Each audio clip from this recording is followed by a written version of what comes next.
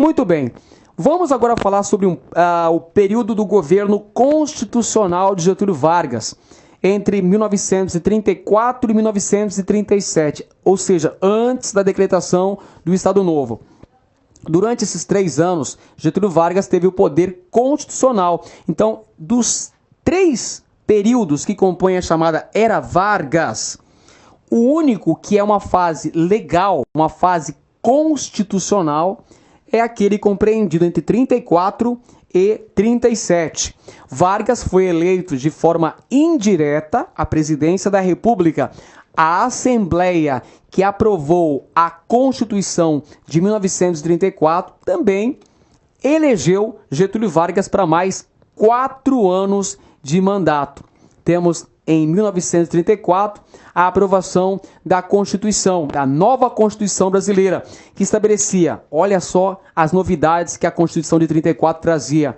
Voto secreto, senhores, o voto que era aberto durante a Primeira República, durante a República Velha, passa a ser voto secreto. Voto secreto, voto com direito para as mulheres passam a votar no Brasil na Era Vargas.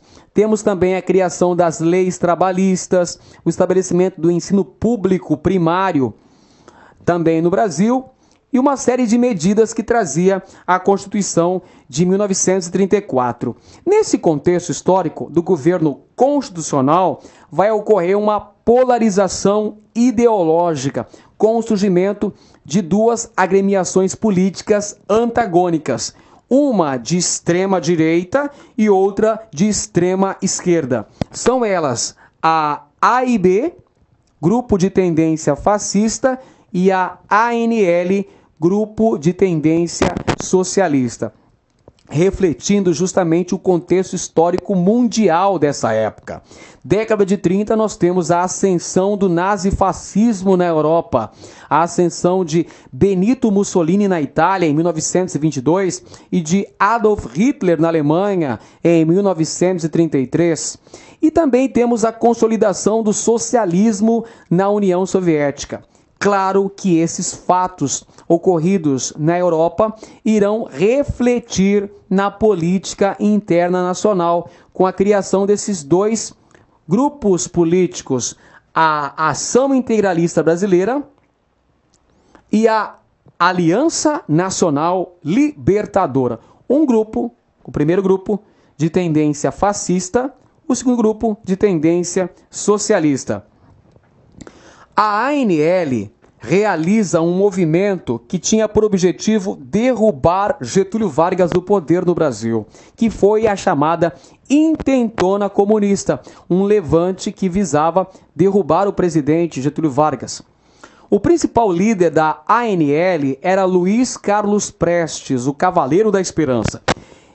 Esse movimento que visava derrubar Getúlio da presidência acabou sendo frustrado, acabou sendo fracassado, e as principais lideranças da ANL foram presas, dentre elas Luiz Carlos Prestes e sua companheira Olga Benário. Isso fez com que o governo federal cada vez mais fechasse o poder, governasse através de estado de sítio, estado de atenção permanente. Getúlio Vargas, então, decreta estado de sítio após a Intentona Comunista de 1935. E no ano de 1937, ele espalha para a nação o chamado Plano Cohen. O que foi o Plano Cohen? Ora, o Plano Cohen foi uma suposta ameaça de dominação comunista no Brasil.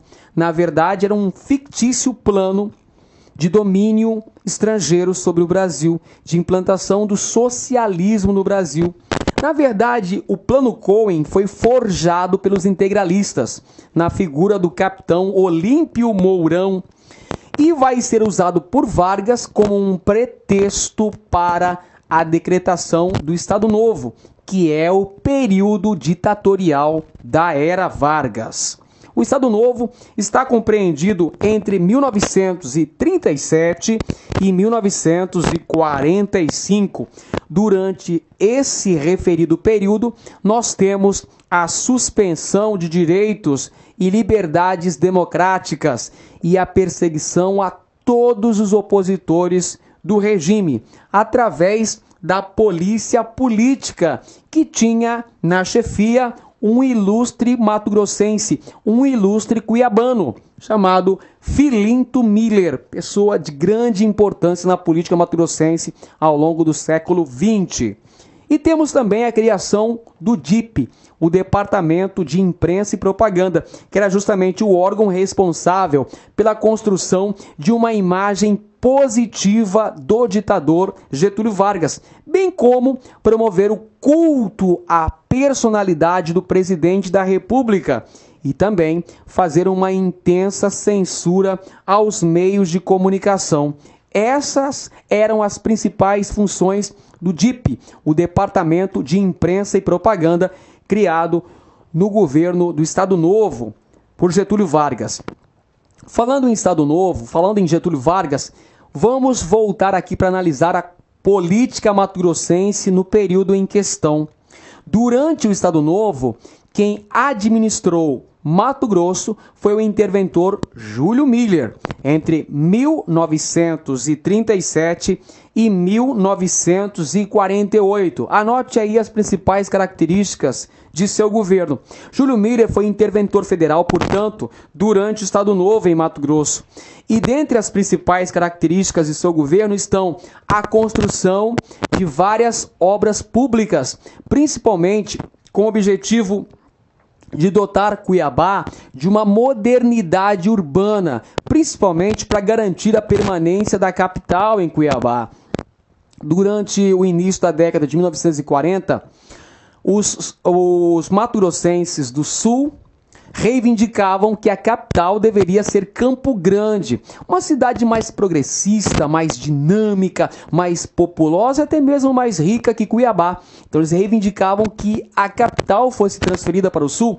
Júlio Miller, no intuito de manter a capital em Cuiabá, irá promover uma série de obras públicas: Liceu Cuiabano, Grande Hotel, Cine Teatro Cuiabá e principalmente a ponte de concreto, a primeira ponte de concreto sobre o rio Cuiabá, a Ponte Júlio Miller, inaugurada no ano de 1942, durante a administração do interventor federal Júlio Miller em Mato Grosso. Todas essas obras visavam a modernização de Cuiabá, visando a manutenção de Cuiabá como capital de Mato Grosso. E vai ser importante nesse contexto a captação de recursos. Getúlio Vargas irá fornecer os recursos necessários para a construção dessas obras. Portanto, senhores, podemos dizer que durante a administração de Júlio Miller, Cuiabá se transformou num verdadeiro canteiro de obras. Foram edificadas várias obras públicas em Mato Grosso, principalmente em Cuiabá, durante a gestão do interventor Júlio Struben Miller, aqui em Mato Grosso. Vejamos então as principais obras da gestão Júlio Miller. Construiu a residência dos governadores, construiu também o Grande Hotel, a Ponte Júlio Miller sobre o rio Cuiabá, a Avenida Getúlio Vargas. A atual Avenida Getúlio Vargas foi construída na década de 40, no início da década de 40, durante o governo de Júlio Miller, e inaugurada justamente durante a visita de seu GG em Cuiabá. Getúlio Vargas, que foi o primeiro presidente da República a visitar a cidade de Cuiabá. Temos ainda o Liceu Cuiabano, o Cine Teatro Cuiabá e a Estação de Tratamento de Água em Cuiabá. Na imagem vemos a visita de Getúlio Vargas em Cuiabá no ano de 1941. Getúlio Vargas inaugurou uma série de obras instaladas principalmente na avenida que leva o nome do presidente da República. Na imagem nós temos Getúlio Vargas aí com o bispo de Cuiabá, Dom Aquino Correia. Dom Aquino, que também foi governador de Mato Grosso, foi interventor federal em Mato Grosso durante o governo do presidente Venceslau Braz. Dom Aquino era uma importante liderança, não apenas religiosa, pelo fato de ser bispo de Cuiabá, o mais jovem bispo a ser ordenado em todos os tempos, mas Dom Aquino também representava uma importante liderança política. Por essa razão que Getúlio Vargas fez questão de se encontrar com Dom Aquino Correia na Catedral Metropolitana de Cuiabá, assistiu à missa aqui em Cuiabá. E um detalhe interessante é que Getúlio Vargas era agnóstico. Quando ele se formou na Faculdade de Direito, ele foi o orador da turma e teceu severas críticas à Igreja Católica, acusando a religião de ser o ópio do povo. Entretanto, quando ele adentrou a vida pública, mudou o discurso e passou a buscar o apoio da Igreja Católica. No caso aqui nós temos um célebre acordo aqui de Getúlio Vargas com o bispo Dom Aquino Correia.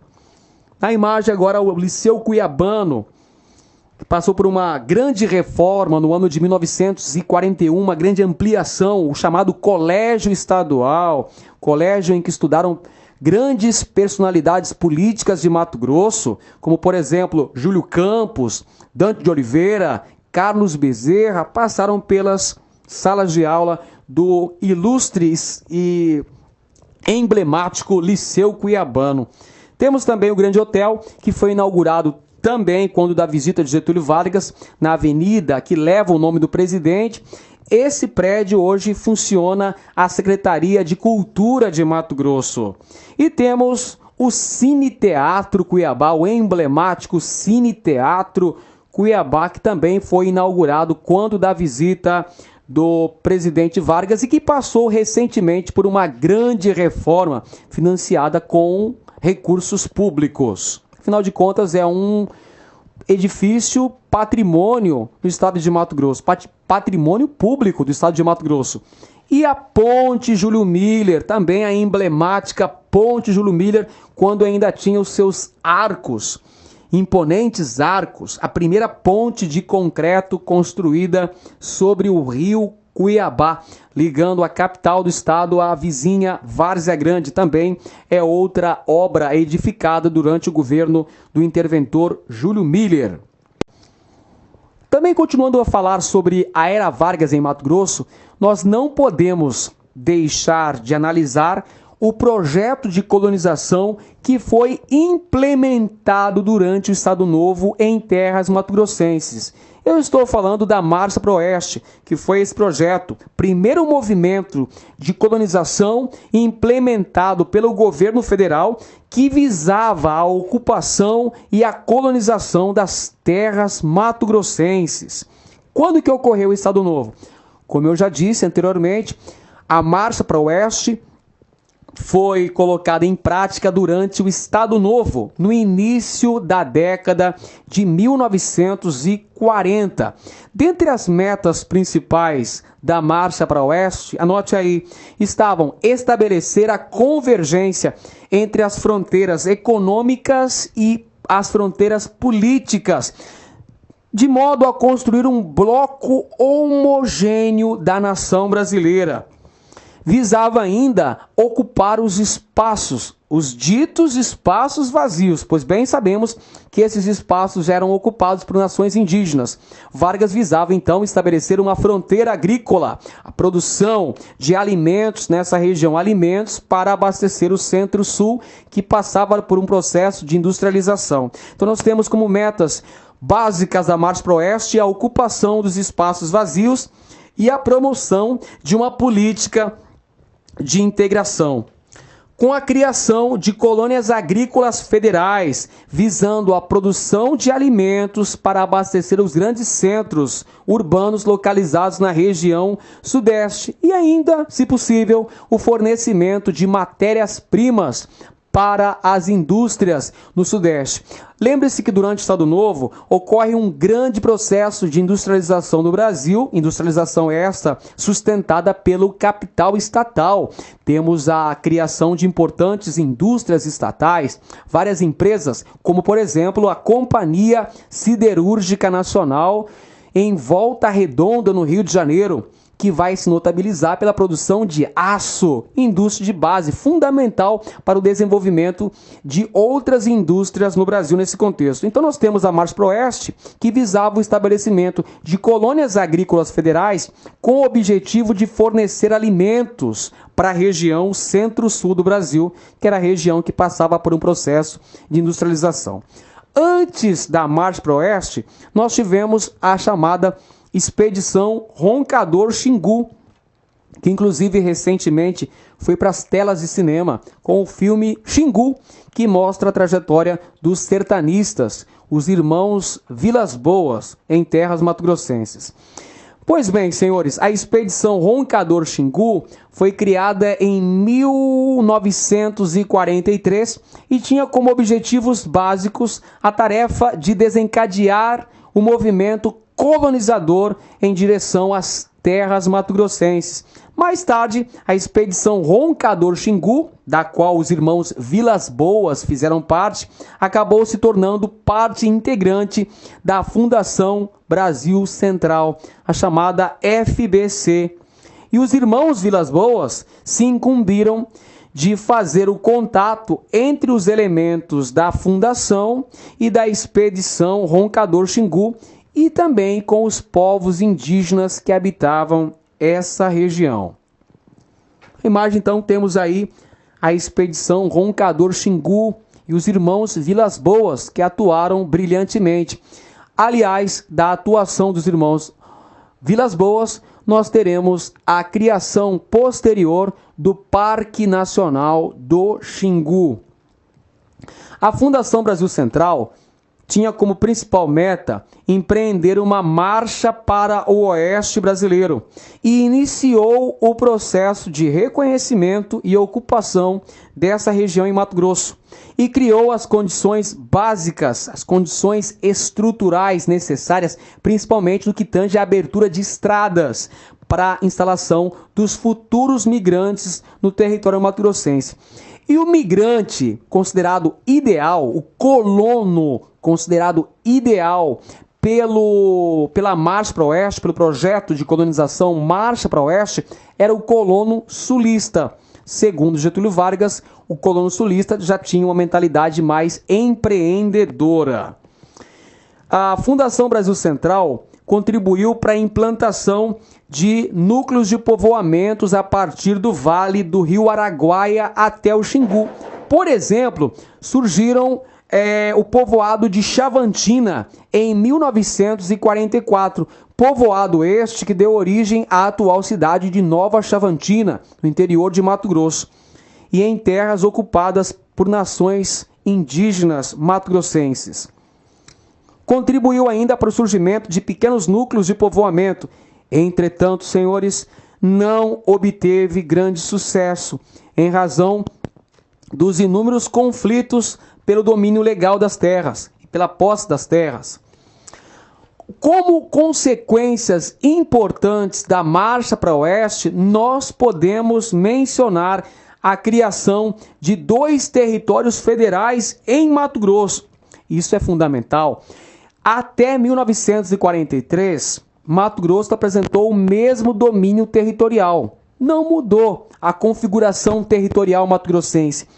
Entretanto, senhores, no ano de 1943, ocorreu a criação de 2 territórios federais em Mato Grosso. Um na porção noroeste, que é o território do Guaporé, atual estado de Rondônia, e o outro na porção sul, que é o território de Ponta Porã, atual Mato Grosso do Sul. Então anote aí, durante a Era Vargas nós temos a criação de 2 territórios federais em Mato Grosso, Ponta Porã e Guaporé. Por que foi desmembrada essa parte do território de Mato Grosso durante o contexto da Marcha para o Oeste? Porque visava melhor administrar o território, demasiadamente extenso. Portanto, por questões políticas e militares, nós temos a criação desses 2 territórios federais. Observe no mapa o domínio territorial mato-grossense de 1943. Nós temos a criação ao noroeste, na porção noroeste, a criação do território do Guaporé. Território do Guaporé, criado em 1943. Posteriormente, esse território do Guaporé se transformou no território de Rondônia, que tem o nome justamente em homenagem ao Marechal Cândido Mariano da Silva Rondon, o patrono das comunicações. O território do Guaporé, portanto, virou território de Rondônia e em 1981 foi transformado no estado de Rondônia. Na porção sul, por sua vez, nós temos a criação do território federal de Ponta Porã. Ponta Porã, na porção sul do território de Mato Grosso, onde hoje nós temos o estado do Mato Grosso do Sul. Então anote aí duas consequências da marcha para o oeste em terras mato-grossenses, a criação de dois territórios federais. Além disso, nós tivemos a edificação da Colônia Agrícola Federal de Dourados em 1943, representando aí uma expansão da fronteira agrícola para o oeste do país e representando também, senhores, um estímulo para a vinda de imigrantes gaúchos. Como eu bem disse anteriormente, o colono considerado ideal dentro da ótica do Estado Novo era o gaúcho, porque segundo essa ótica, o gaúcho tinha uma mentalidade empreendedora, mentalidade empresarial, poderia contribuir mais para o crescimento dessa região. Então nós temos o estímulo à vinda de imigrantes gaúchos, bem como outro aspecto importante da Marcha para o Oeste foi a perda do poder econômico da Companhia Mate Laranjeira. Evidentemente que a Mate Laranjeira representava um empecilho à colonização dessa parte sul de Mato Grosso, onde estavam os ervais nativos. Com o advento da Era Vargas, nós teremos então uma perseguição à Companhia Mate Laranjeira, que vai deixar de existir nesse contexto histórico. E visava também o controle da fronteira. A criação da Colônia Agrícola de Dourados também visava estabelecer um controle maior sobre a fronteira com a República do Paraguai e quebrou o monopólio da empresa Mate Laranjeira. Temos também como consequências da Marcha para o Oeste o estabelecimento do serviço de navegação através da Bacia Platina, que visava criar um novo caminho, um novo meio de ligação com o estado de Mato Grosso. E um aspecto relacionado com Cuiabá foi a criação da Escola Agrícola de São Vicente. Qual seria o objetivo da criação desse estabelecimento de ensino? Ora, qualificar a mão de obra destinada aos projetos agrícolas de colonização.